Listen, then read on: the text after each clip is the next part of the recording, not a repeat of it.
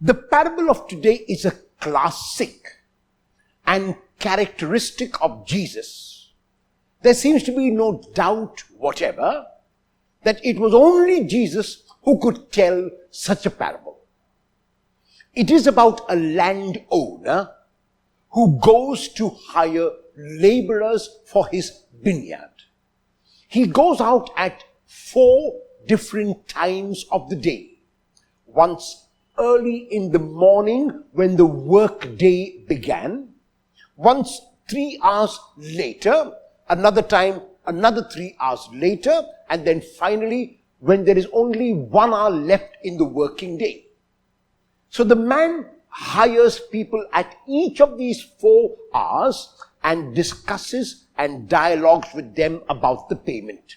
The payment, he says, is 1 denarius, which was the regular payment to be made for laborers at that time.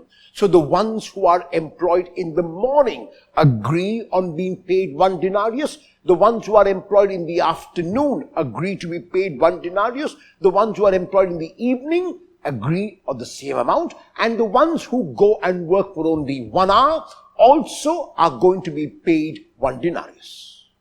After the work day is over, there are some obviously who have worked for longer hours and some have worked for shorter. There are some who have worked only 1 hour. When the payment time came, it would make sense. It would be logical. It would be reasonable for the owner of the vineyard to pay those who came first and let them go. But the owner does not do that. And this is what is so characteristic about this parable and about Jesus. The owner of the vineyard invites for payment those who worked for only 1 hour or those who were hired last. And he pays them their 1 denarius. The next group who were hired in the evening are also paid 1 denarius. And the next group is paid 1 denarius. And obviously, the ones now who are waiting and have worked the whole day think and imagine that if everybody got 1 denarius, they should get more. And so they come expecting more, but they get 1 denarius as well. And they are upset with the landowner. And they say, how can you be so unfair? How can you be so unjust? And the landowner responds to them by asking, how much did we agree about? And they have to answer 1 denarius. Then what is your complaint? The complaint is not because of the 1 denarius, but the complaint is about the ones whom they saw who had not worked as hard as they and took home also 1 denarius. And so the challenge is it fair or is it unfair? Those of us who work hard, those of us who work 12 and 14 hours a day, and see that our bosses are hardly coming to the office and working just 1 or 2 hours a day and taking home millions of rupees, whereas we have to be content with a few thousands, would feel in the same way as those who were hired in the morning felt.